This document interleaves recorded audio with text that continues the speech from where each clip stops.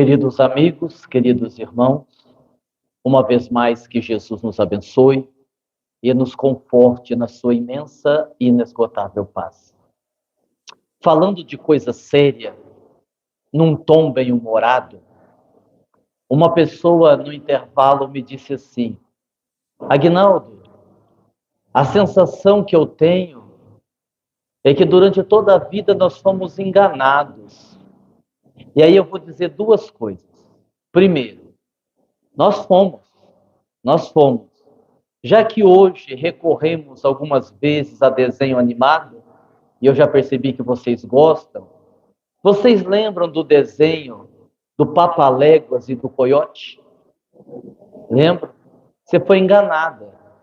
Se você procurar no Google, um Papaléguas corre no máximo 29 quilômetros por hora, o Coiote 60. Quer dizer que no primeiro episódio, o Coiote tinha comido o Papaléguas e tinha acabado o desenho.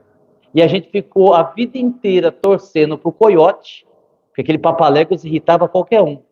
E o Coiote não ganhou, você foi enganado, né?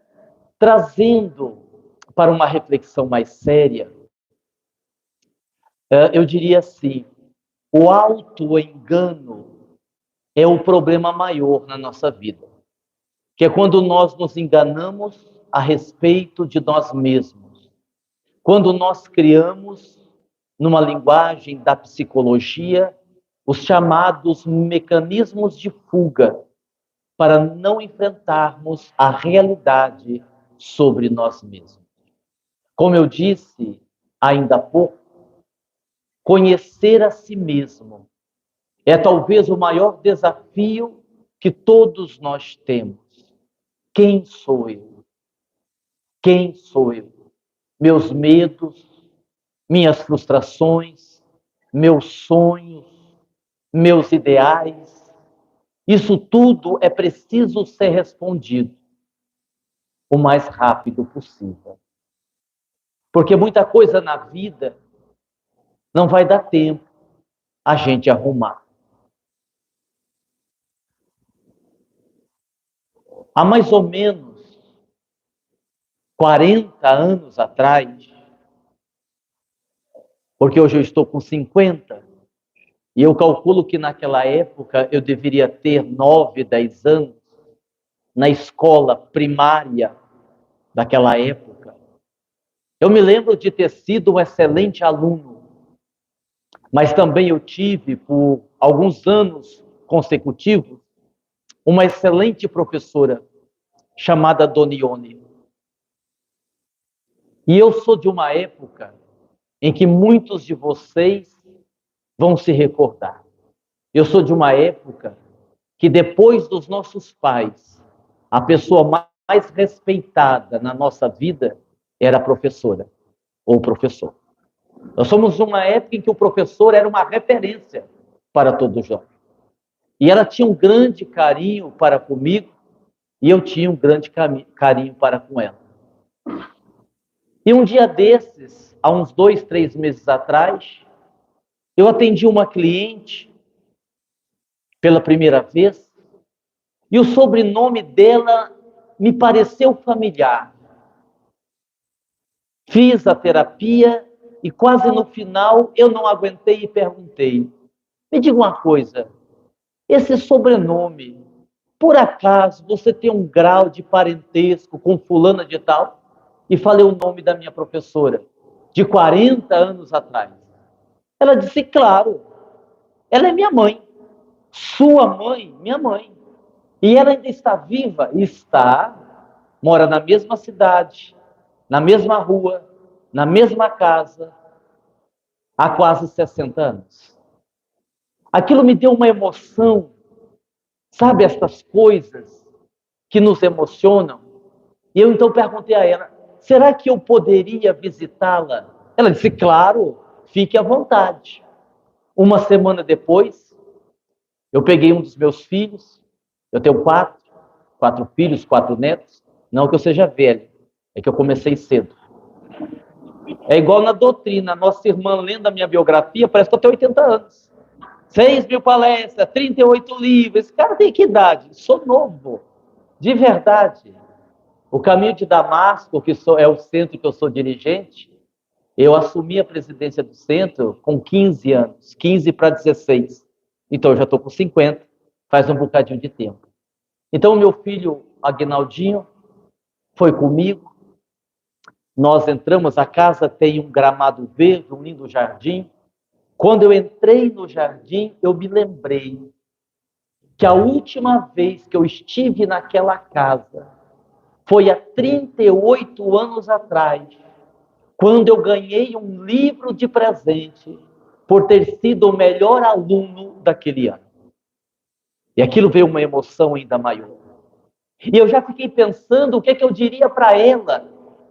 O que ela lembraria daquela época, o que eu lembraria. E eu lembrava de muita coisa. Porque numa época que não tinha esse negócio de bullying, que a professora jogava o giz, o apagador, é ou não é? É. A gente ficava de pé no cantinho, de castigo. Eu lembrava de tudo isso. E eu fiquei pensando, será que ela vai me reconhecer? Será que ela vai lembrar de mim? Toquei a campainha, a filha me recebeu. Quando eu entrei, ela estava almoçando. E eu disse, Dona Ione, que alegria revela. Ela ficou me olhando e voltou a comer. Aquilo me deu um choque. Mas, meu Deus, Dona Ione. Ela me olhou e voltou a comer. E a filha disse assim, eu esqueci de lhe dizer. Ela está com Alzheimer há mais de 10 anos. Ela não reconhece nem as pessoas da família, ela não vai reconhecer você. E ali, embora eu tenha a abraçado com todo o amor de um aluno grato à professora, ela não correspondeu. Por não lembrar de mim, o abraço foi frio, sem emoção. E sabe o que eu fiquei pensando nesse momento? Por que eu não vi antes? Por que eu esperei tanto tempo? A nossa vida é assim. Não deixe passar muito tempo. Tem coisa que se o tempo passar, não vai dar mais tempo. Não dá mais tempo você dizer que ama, não dá mais tempo você pedir perdão, não dá mais tempo você perdoar. Olhe para os seus filhos e diga hoje o quanto você os ama. Diga. Porque o tempo passa num instante. Como diz um filósofo da era moderna, entre o nascimento e o túmulo há um pequeno espaço de tempo. E isto é uma grande verdade. Quando a minha mãe, há 3 anos atrás, me ligou 1h da manhã, dizendo que o meu pai havia tido uma queda ao se levantar à noite para ir ao banheiro, e que ele não conseguia levantar e não conseguia conversar, porque a sua língua estava enrolada, eu logo desconfiei que era uma coisa séria. E com a minha filha Aline, me desloquei até a casa de meu pai. Já no caminho, liguei para a emergência, para o SAMU, que em breve tempo chegou. Em poucos minutos, eu ajudava os enfermeiros a colocarem meu pai na ambulância. Num domingo para segunda, a 1h da manhã. E eu não sabia, mas aquela era a última vez que eu estava vendo meu pai. Porque dali ele foi para a UTI com um AVC, e quando estava melhor, sofreu 3 paradas cardíacas e desencarnou. E muita coisa que poderia ser dita, nós não dissemos. E é muito interessante, eu vou contar essa história aqui, fugindo um pouco do tema, porque eu acho muito significativa. Eu tenho um hábito, todo mundo tem um hábito, principalmente gente velha. E eu ainda nem sou velho, mas tenho um hábito. Que vocês podem achar um absurdo. Mas fazer o quê? Ninguém é perfeito. Todos os meus livros, o 39º que eu acabei de escrever essa semana, que ainda vai ser lançado, eu escrevi numa velha máquina de escrever Olivetti. E faço questão de fazê-lo assim. Por mais que as pessoas me digam, mas pegue um computador, um notebook, é muito mais rápido. Eu digo, não, vou ficar na máquina de escrever, que a maioria de vocês conhece, pela idade que tem. Um dia desses, minha filha foi me ensinar a trabalhar no computador. Eu comecei a teclar, eu disse, pai, vai quebrar tudo.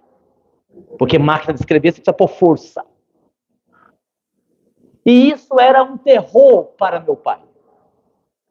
Porque, eu não sei se vocês sabem, os mais novos talvez não, máquina de escrever tem uma fita que gasta, você tem que trocar.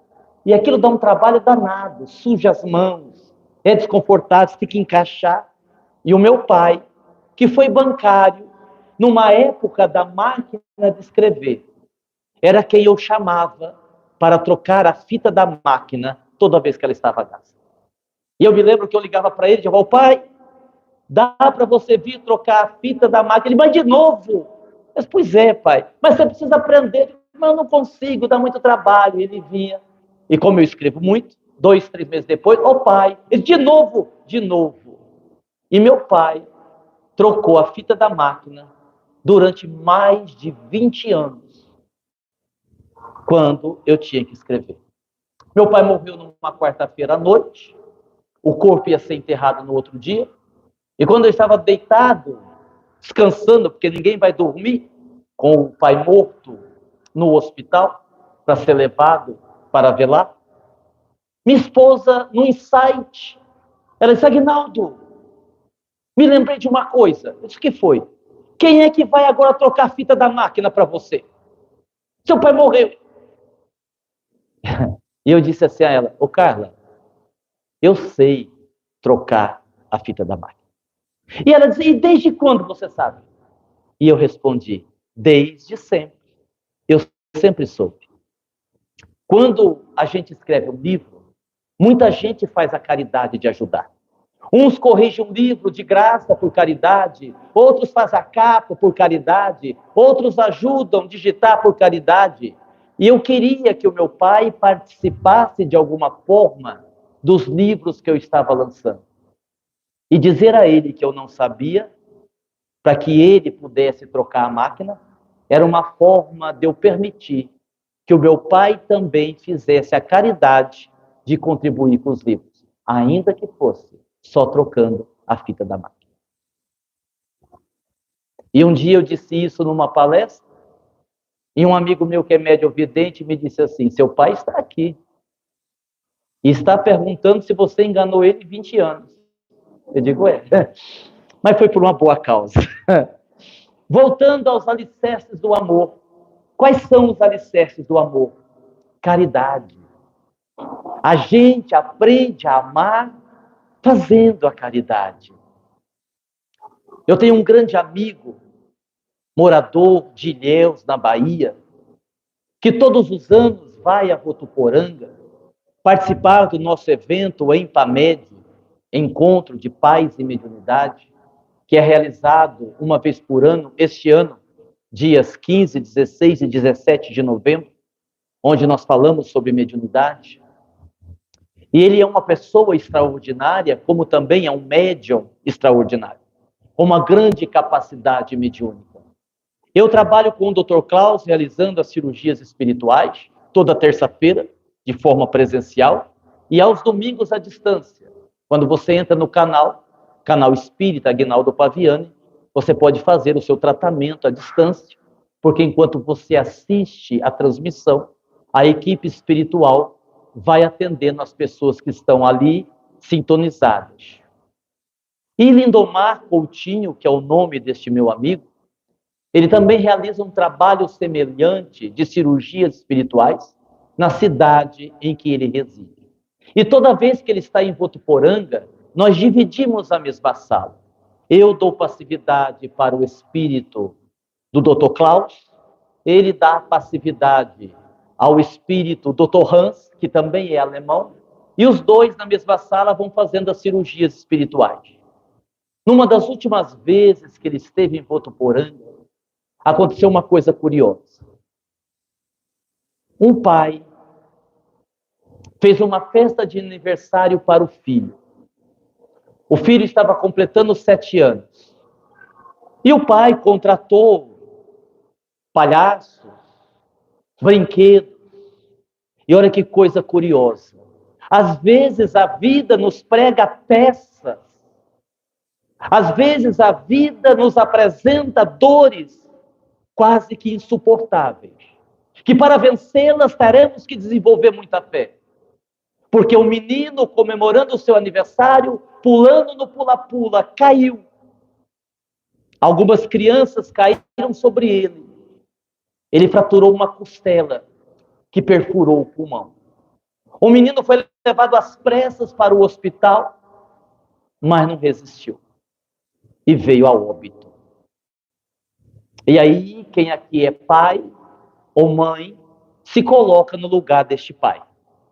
Ter que lidar com a dor da perda do filho de 7 anos, no dia do aniversário, e ainda se sentir culpado, porque ele havia alugado o brinquedo, os brinquedos e o pula-pula, que foi fatal. Quando nós estávamos quase terminando o atendimento, Dr. Hans, o espírito que atendia através de Lindomar, disse-me assim: eu preciso ir embora, porque eu tenho atividades na minha cidade, eu vou me retirar. E eu disse assim: olha, mas tem uma pessoa, que não era o pai do menino, tem uma pessoa que vai chegar atrasada porque está trabalhando. O senhor não espera mais um pouquinho? E ele esperou mais 2 minutos. A pessoa chegou. E enquanto ele atendia essa pessoa, que ele nem ia atender, porque o tempo já tinha acabado, chegou o pai da criança, que não é espírita, católico, coroinha da igreja quando mais jovem, católico, mas movido pela dor, chegou no centro e disse: já começou o atendimento? Alguém disse: não, já acabou. Ah, mas não começa 8 horas da noite? Não, 8 horas termina, já acabou. Ah, que pena. Me deram, então, o horário errado. Me desculpe, eu vou embora. E alguém disse assim: mas o senhor não quer tentar? Eles ainda estão lá dentro da sala. Não, deixa, eu cheguei atrasado. Não, mas só tente, vá lá. E ele foi lá. Como o espírito estava atendendo o rapaz que tinha chegado atrasado, deixaram ele entrar. E olha que coisa curiosa. Ele deitou na maca. Havia uma outra médium atendendo, que iria atendê-lo. Saiu para ir no banheiro. Dr. Klaus, que estava atendendo através de mim, sem eu saber porquê, atendeu uma maca, atendeu outra maca, pulou a maca dele e foi atender outras 2 pessoas. O outro espírito, que já estava atrasado, não tendo ninguém para atender o rapaz, ele foi até o rapaz. E ali, Dr. Hans, espírito, se afastou e o menino, o filho morto, incorporou no médium.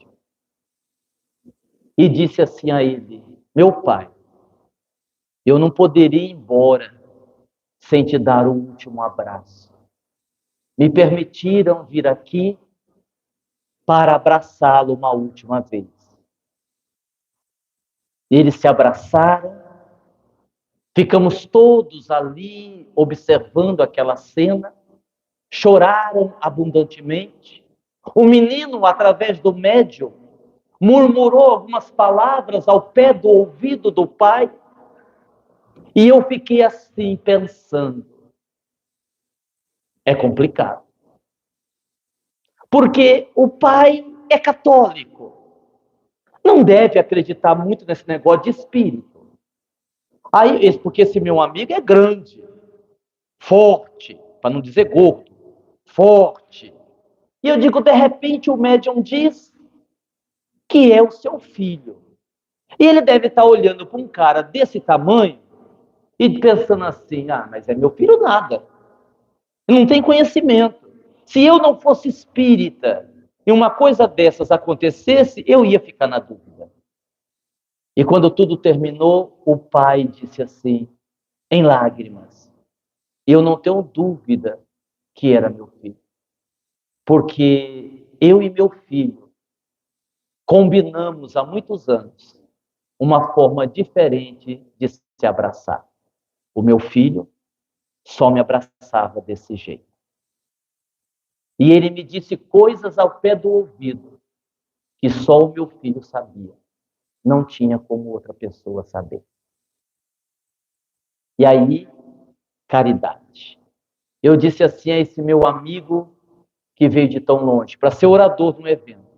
Se você tivesse vindo até Votuporanga, não tivesse participado do evento, não tivesse feito mais nada, só isso que aconteceu aqui teria valido a pena a sua vida. A caridade. Que pode nos ajudar a lidar com os nossos medos, com os nossos problemas emocionais. Eu dizia outro dia para uma cliente com depressão, com uma depressão profunda, vá até a casa espírita. De domingo nós temos o trabalho social. É quando o grupo atende as famílias carentes com marmitex, comida, leite, cesta básica. Vá lá, vai te fazer bem. E ela me contou depois. Eu nem vou vir mais fazer terapia com o Aguinaldo. Porque a gente vem fazer terapia, ele fica mandando a gente trabalhar no centro. Eu lá quero trabalhar no centro. Mas se eu não for, depois ele vai me perguntar se eu fui. Aí eu vou ter que inventar uma mentira. Vou ter que ir. E foi. E quando chegou lá, o pessoal trabalhando já deram um ralador para ela, um chuchu para ralar, uma cenoura. Aliás, eu faço aqui um parêntese. O tratamento mais eficaz para você curar obsessão, preste atenção, não é cirurgia espiritual, é latão da sopa para lavar.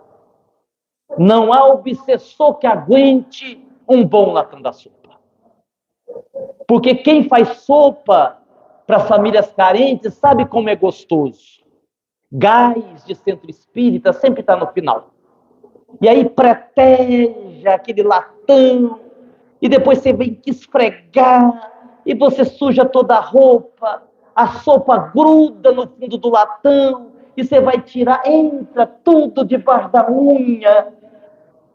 Não há obsessor que aguente um negócio desse. É o tratamento mais eficaz para a obsessão. Vá lavar um latão da sopa, limpar um banheiro, passar um pano no chão. O obsessor detesta essas coisas. E ela começou a ralar o legume, ralar a cenoura.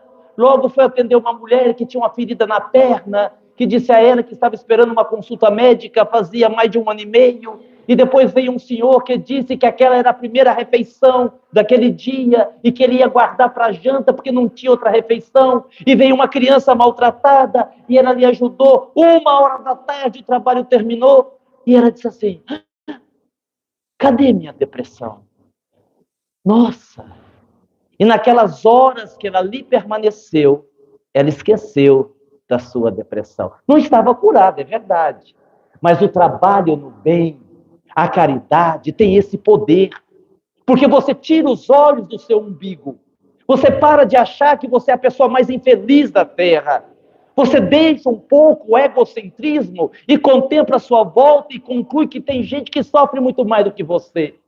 A caridade é um dos alicerces do amor, como também o alto amor. O alto amor também é um alicerce do amor, porque ninguém consegue amar o outro se não se amar primeiro. Eu preciso me amar para que depois eu ame o outro. Tem um livro nosso que eu conto a história de uma mulher que me procurou numa depressão profunda. O livro chama-se, nem sei se tem esse livro aí, E Eu Me Perdi de Mim Mesmo. Eu acho que está esgotado, não tem. E ela chegou no consultório, narrou a sua depressão, e eu disse, a senhora naturalmente veio aqui para tentar nos ajudar na cura da depressão. Ela disse, não, a princípio não, eu até quero me curar da depressão, mas não é esse o meu objetivo. Qual é então? Eu quero descobrir quem é o culpado da minha depressão, para eu poder me vingar. Eu disse, como assim? Ela disse, olha, eu vou lhe dizer, eu fui uma criança feliz, eu fui uma pré-adolescente feliz, eu fui uma adolescente feliz, e em dado momento da minha vida, eu me vi numa depressão. Então alguém causou essa depressão. Eu quero descobrir para me vingar. E em 2 sessões nós descobrimos os culpados. A vida daquela mulher se resumia em 3 coisas. Cuidar do pai doente, cuidar dos filhos e cuidar do marido. O pai envelheceu e morreu. Os filhos casaram-se e saíram de casa. E o marido trocou ela por outro, com metade da sua idade. O que é nada comum. Imagina o marido trocar você por uma com metade da sua idade. Não é nada comum isso. E ela entrou em depressão. E eu perguntei assim para ela: você se deu conta que você é a única responsável pela sua depressão? Porque você cometeu um erro infantil. Você cuidou de todos e não cuidou de você. Você amou a todos e não amou a você mesma. E toda vez que você não se ama, você corre o risco de ir para relacionamentos tóxicos.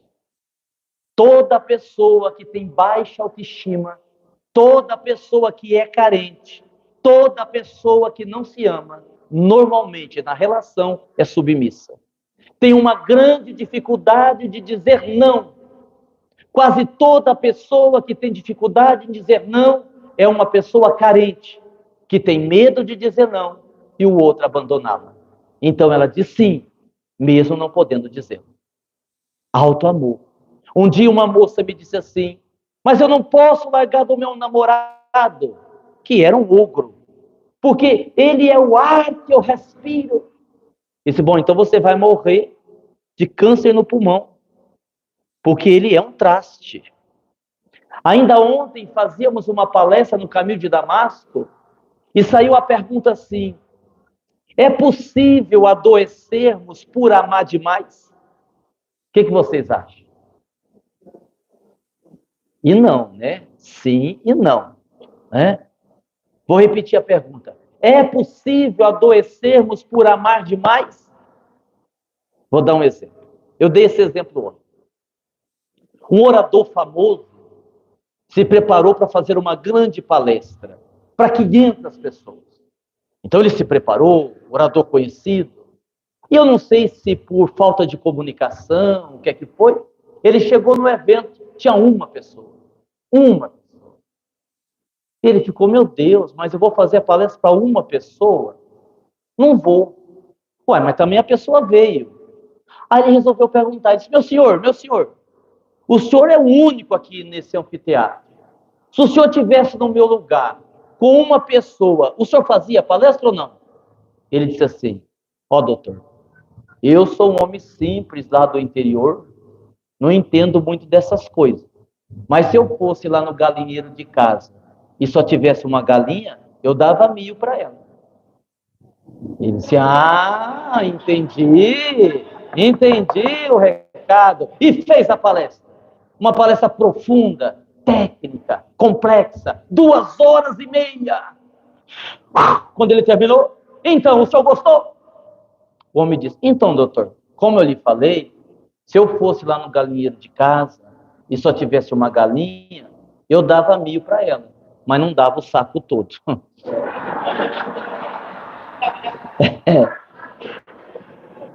Pois é. Quando você supostamente ama demais, não é amor, é doença. Quando te faz sofrer, não é amor, é enfermidade. Porque o amor traz paz. O amor traz serenidade.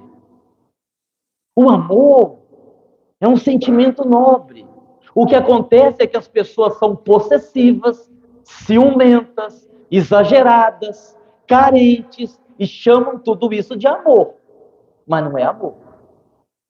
Virtudes não podem lhe trazer uma sensação ruim. Então, o alto amor, sem dúvida nenhuma, é um dos alicerces do amor. O afeto. O afeto vem antes do amor. Primeiro você aprende a gostar das pessoas. Isso é tão fácil e ao mesmo tempo é tão difícil. Querem ver? Vocês estão sentados olhando para mim, sim ou não? Sim. Do seu lado tem sentado alguém, não tem? Sim ou não? Sim. Então, vou fazer uma proposta. Olhe para o seu lado, esquerdo ou direito, você que escolhe. Veja quem está sentado. e diga: olá, como é que vai? Você vem sempre aqui? Vá, vá, faça o exercício, vá. Aí, aí,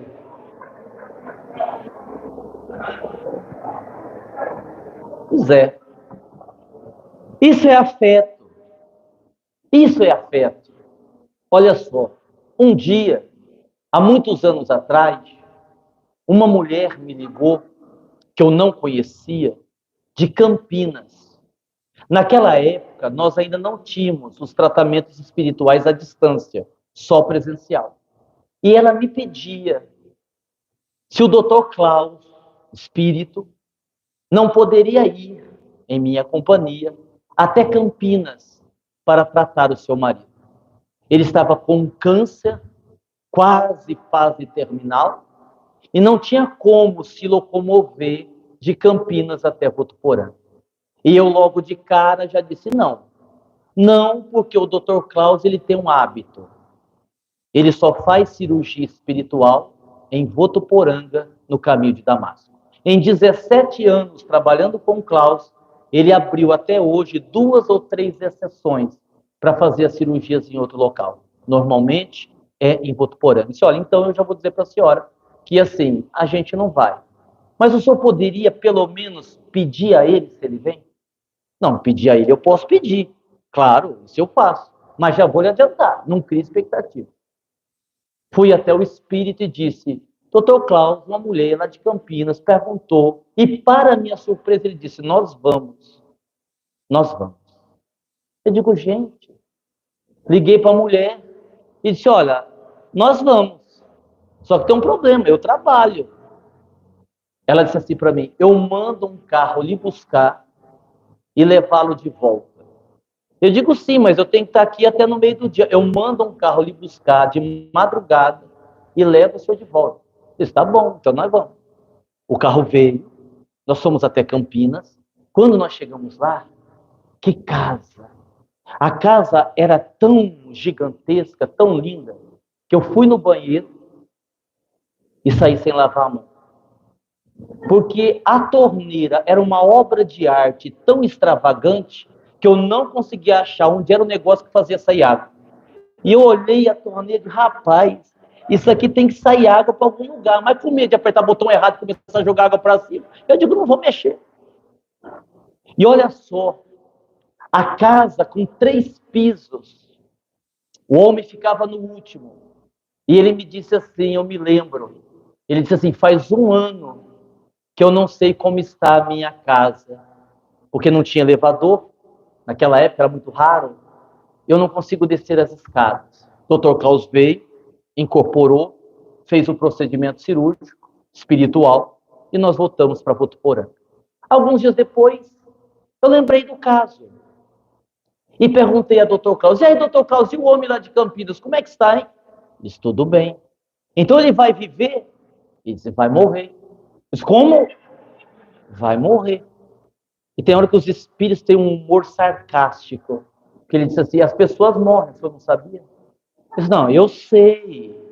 Mas o senhor não foi lá fazer a cirurgia espiritual nele? Disse: pois é. Mas é um processo kármico. Ele foi fumante a vida inteira. Teve aí alguns exageros. Então isso comprometeu ainda mais a saúde. Nós fizemos um tratamento, fizemos uma limpeza, energizamos, mas não tem jeito. Ele vai desencarnar. Aí eu fiquei pensando assim: rapaz, mas se o homem ia morrer, para que nós vamos lá? Aí eu falei: ô doutor Cláudio, deixa eu lhe fazer uma pergunta. O senhor sabia, antes de ir, que o homem ia morrer? Ele disse: sim, porque eu fui na frente e verifiquei o caso. Eu digo: mas se eu só sabia que o homem ia morrer, para que a gente foi? E ele deu uma resposta extraordinária. Ele disse assim: porque nós nunca podemos ser indiferentes diante da dor alheia. Porque nós nunca podemos ser indiferentes diante da dor alheia. O afeto é isso. É essa capacidade de gostar das pessoas. É essa capacidade de transmitir às pessoas as nossas melhores impressões. E quando eu falo de afeto, eu tenho que puxar uma outra virtude, que é a capacidade de viver em harmonia, a boa convivência. Porque se todo mundo tem defeito, também todo mundo tem qualidade. Quando Jesus olhou para Zaqueu em cima da árvore, que lá subiu para vê-lo, Zaqueu, que era cobrador de impostos, que não era bem visto pela sociedade, Jesus não olhou para o cobrador de impostos. Jesus olhou para o homem que estava sedento de pão espiritual e que precisava apenas de uma força, de um empurrãozinho para se transformar num homem de bem, como ele fez. Assim é conosco. Para aprender a conviver bem, olhe para as virtudes, não olhe para os defeitos. Não que você tenha que ser cego e dizer que uma pessoa que tem defeito só tem a qualidade, mas por que você tem que destacar o que é pior? Todos nós, segundo Jung, o pai da psicologia analítica, somos um misto de sombra e luz. Ninguém é só luz, como também ninguém é só sombra. A boa convivência, embora tenha amigo que não vale a pena. Um dia, há muitos anos atrás, eu sofri um acidente grave. Eu estava com as minhas filhas. Pra vocês terem uma ideia, os 2 carros deram perca total. Foi horrível o acidente. À noite, no dia do acidente, um trabalhador do centro me ligou. Disse: Aguinaldo, eu soube que você sofreu um acidente grave. Eu digo: foi. E não morreu? Olha, deu vontade de dizer: morri, filho. É o Espírito que está falando com você através da mediunidade. Não, né? Se eu estou aqui falando com você, é porque eu não morri. E aí ele disse assim: nossa, Aguinaldo, quando eu soube do acidente, eu até me lembrei do Evangelho segundo o Espiritismo. Eu digo: ah, que bom. Aí eu fiquei feliz. Falei: nossa, até um acidente que eu sofro está servindo para inspirar os outros a ler o Evangelho. Que coisa boa. Aí eu perguntei: e que parte, que item do Evangelho segundo o Espiritismo você se lembrou? Aí eu me lembrei daquele item que diz assim: se fosse um homem de bem, teria morrido.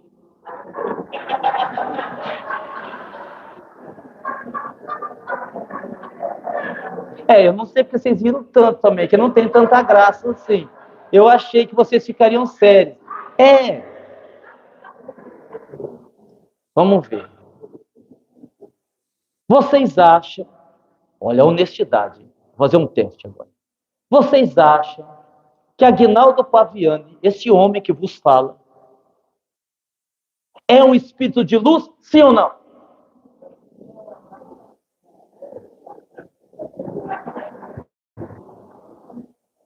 Esse lado de cá primeiro. É um espírito de luz, sim ou não? Lá de cá agora. É um espírito de luz, sim ou não? Eu queria ver se quem falou não tem coragem de erguer a mão, por favor. Ah, Viviane, eu sabia que era você. Eu tinha certeza que era você. Você me paga na próxima terapia, viu? Eu estava conversando com uma senhora outro dia e ela me contou alguns problemas. Eu disse assim para ela: não, minha irmã, mas você não pode fazer isso. Você tem que agir com paciência, com calma. Aí ela disse assim para mim: ah, Aguinaldo, para você é fácil falar. Aí eu disse assim: uai, mas por que para mim é fácil falar? Ela disse: ah, se eu fosse um espírito de luz como você, eu conseguia também. Aí eu fiquei pensando assim: eu conto a verdade para ela? Ou deixa ela pensar que eu sou espírito de luz? Falei: não, eu vou contar a verdade. Então, minha irmã, a senhora me desculpe, mas eu não sou espírito de luz. Eu sou um espírito tão obscuro quanto a senhora. Ela olhou para mim e disse assim: ah, Aguinaldo, não dá para conversar sério com você, você sempre vem com piada. E aí eu deixei ela acreditar que era mesmo. Não, a gente está brincando, e eu sei que vocês responderam sim, por caridade. Todos nós, todos nós somos espíritos muito obscuros. Nós aqui, eu aqui, digamos assim, eu sou no máximo um intérprete da luz que emana de Jesus. Enquanto estamos falando de Jesus, falando do amor, a luz pode até estar em nós, mas não é nossa. Ainda não é. Fazei brilhar a vossa luz, disse Jesus. Mas vocês tenham certeza de uma coisa, nós ainda não fizemos, nem eu. Aguinaldo, mas você trabalha tanto? Então tá. Outro dia eu disse assim para o espírito Benedita Pimentel. Benedita Pimentel é um querido espírito que trabalha conosco. Eu disse assim para ela, eu estava brincando, mas eu também estava falando sério. Eu disse assim, dona Benedita, eu acho que eu vou dar uma desacelerada. Eu acho que eu vou descansar um pouco. Ela disse, por quê, meu filho? Eu disse, dona Benedita, pensa comigo. Eu estou com 50 anos, redondo, 50 anos. 31 anos dirigindo casa espírita. 17 anos trabalhando com o Dr. Cláudio. Mais de 20 anos dirigindo a nossa creche lá em Votuporanga. 38 livros lançados. 6.000 palestras realizadas. 4 filhos, 4 netos. 2 casamentos, um de cada vez, é claro. 2 casamentos. Já posso parar. Ela disse assim para mim, meu filho, que pena que a sua evolução espiritual não acompanhou o seu ritmo de trabalho, né? Eu disse, muito obrigado. A senhora, sim, olha, eu fiquei tão mais estimulado agora. Muito obrigado. A senhora me ajudou muito. Mas é a verdade.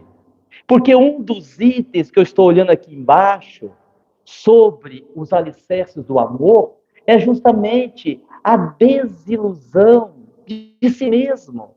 Nós não somos tudo isso que nós achamos que somos. Mas eu sou médio no centro. E a pessoa se acha o máximo por ser médio e trabalhar um dia por semana. Leia a história. Os cristãos de antigamente morriam no circo romano por amor a Jesus. Os cristãos enfrentavam as feras cantando. Hoje te chove, a pessoa diz, eu não vou no centro, não, está chovendo. Deve ter goteira no carro, goteira no centro. Está muito frio, não vou no centro. Não deve ter dinheiro para comprar blusa. Olha, a seara é grande e são poucos os trabalhadores. Esta que é a grande verdade. Nossa, como o horário passou. Faltou um monte de item. Não acabei ainda não, calma. Faltou um monte de item. Então eu vou dar uma sugestão. Me convidam de novo ano que vem, porque ficou faltando, que aí eu termino o seminário. Eu queria dizer 2 coisas importantes. Como é bom ser espírita.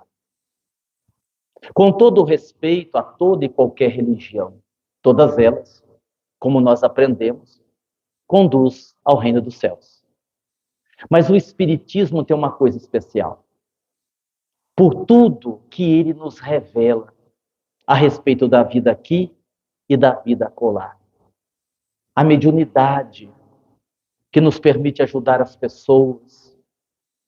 A certeza de que a morte não existe. Quando, logo depois que o meu pai morreu, eu recebi lá em Votuporanga esse meu amigo, Lindomar, como eu já disse e repito, é uma grande pessoa, como também um grande médico. E a minha mãe, que ficou atordoada com a morte do meu pai, ela nunca superou, nesses 3 anos, ela nunca superou. E eu conheço minha mãe e disse a ela, mãe, quando o Lindomar chegar aqui, não vá ficar pedindo notícia do pai que morreu. Ele veio aqui para participar do evento, não veio aqui, pode deixar, não precisa nem falar. No portão do centro, não deu tempo nem ele entrar. Lindomar, você não tem notícia do Luiz? Luiz é meu pai. Eu digo, mãe. E aí Lindomar, muito carinhoso, disse assim a ela, amanhã eu posso tomar um café na sua casa? Querendo dizer assim, a gente pode conversar a respeito. Claro, claro. Bom, no outro dia, eu liguei para minha mãe de novo. Porque minha mãe tem um cachorro que é a reencarnação do demônio. É verdade. Aquele cachorro na encarnação passada, lembra aquele desenho que tinha o demônio da Tasmânia? Lembra assim? Ele deve ter sido aquele demônio lá, e agora reencarnou como um cachorro. Porque ele morde todo mundo. Ele avança, é um cachorro que eu não sei. Né? Eu falei, liguei para minha mãe. Minha mãe tem um cachorro e um gato. Eu falei, mãe, esse cachorro morde todo mundo. Você vai me fazer um favor, você prende esse cachorro. Porque esse cachorro, se ele estiver solto, ele vai avançar no Lindomar. Lógico que eu vou prender, pode deixar. Nós chegamos na casa dela, E baiano sabe como é que é, né? Baiano é todo afetuoso. O meu amigo já abriu o portão e foi entrando. Eu fechei até os olhos. O cachorro veio, cheirou, banou o rabo e não deu um latido. A gente ficou olhando para aquilo. Ele entrou, sentou no sofá. O cachorro deitou nos pés dele. Conforme Lindomar sentou no sofá, o gato da minha mãe estava no braço do sofá. Deu aquele miau e saiu pulando igual um risco. A gente ficou olhando um para o outro. E eu disse assim, mas Lindomar, esse cachorro morde todo mundo. E ele disse assim, morde as pessoas que ele não conhece. Não os conhecia. Quando Lindomar entrou na casa, meu pai e espírito entrou junto com ele. E o cachorro viu. O cachorro reconheceu. E por isso sequer latiu. E deitou nos seus pés. E aí a minha mãe disse assim, olha, o Luiz odiava esse gato.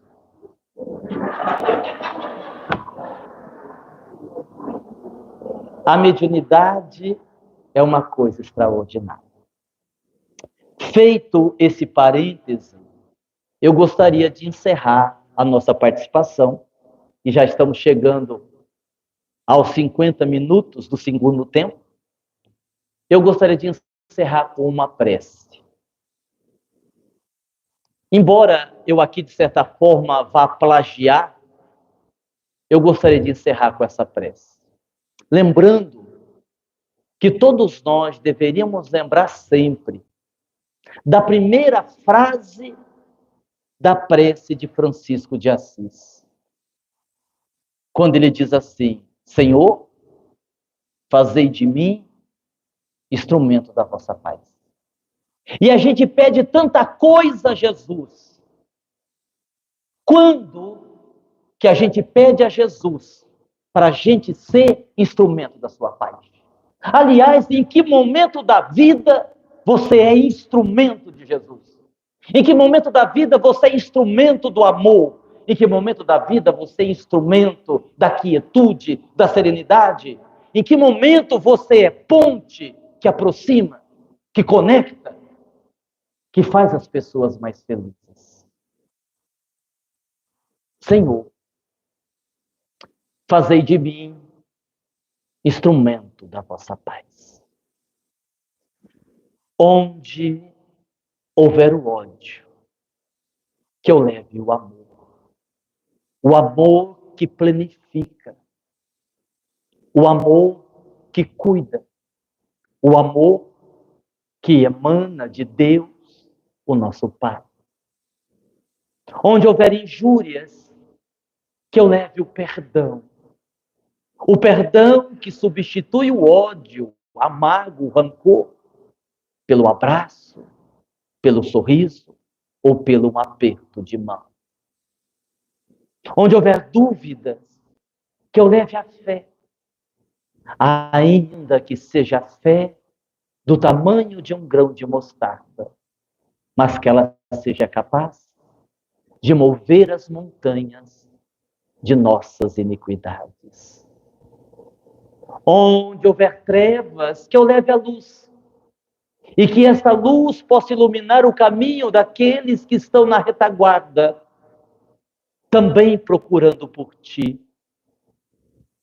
Onde houver a mentira, que eu leve a verdade, ainda que seja a verdade subjetiva, mas que esta verdade possa ajudar aqueles que a buscam com sinceridade. Onde houver tristeza, que eu leve a alegria do teu evangelho, que um dia nos trouxe às margens do Genezaré, ou pelas ruelas de Cafarnaum.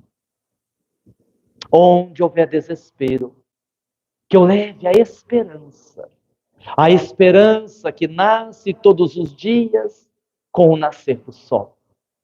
A esperança que vem nos dizer que o mal é passageiro, somente o bem é eterno. Querido amigo Jesus, que nessa vida de lutas, de labutas, eu não queira tanto ser consolado, mas que eu tenha a disposição de consolar o aflito, o caído da rua, aquele que não tem um ombro amigo para chorar. Que nessa vida de desafios, de lágrimas, de dores e alegrias, eu não desejo tanto ser compreendido, mas que eu tenha a iniciativa de compreender aquele que me agride, aquele que me fere, aquele que me machuca. Ele não é mau, ele apenas ainda não aprendeu a amar. Ah, o amor, Senhor. Que palavra sublime na tua boca. Que nesta vida de enormes desafios, eu não queira tanto ser amado, mas que eu tenha a disposição de amar. Amar a vida, amar a ti, amar a Deus, amar ao próximo e quem sabe até amar aqueles que não me amam. Porque temos aprendido com o teu evangelho, à luz da doutrina espírita, que pela lei de ação e reação é dando que recebemos. Pela lei que diz que o universo nos devolve aquilo que nós damos, é perdoando que se é perdoado. E que é morrendo quando fechamos os olhos físicos pela última vez, que despertamos na vida espiritual e constatamos que a morte não existe, que Deus criou a vida e que a vida pulsa aqui, mas também pulsa acolá, que o nada não existe, que a morte é uma grande ilusão, que a vida prossegue aqui ou acolá, o espírito é imortal, criado por Deus, destinado à perfeição, aprendendo, evoluindo e crescendo, deixando de ser imperfeito, nas trilhas do amor, com ou sem dor, presente ou ausente, na lida, na dor, no coração e na mente. Ele caminha em direção desse grande amor. E que esse grande amor, que nos traz luz, representado na pessoa de Jesus, nos abençoe, agora e sempre. Que assim seja. Muita paz. Muito obrigado a todos.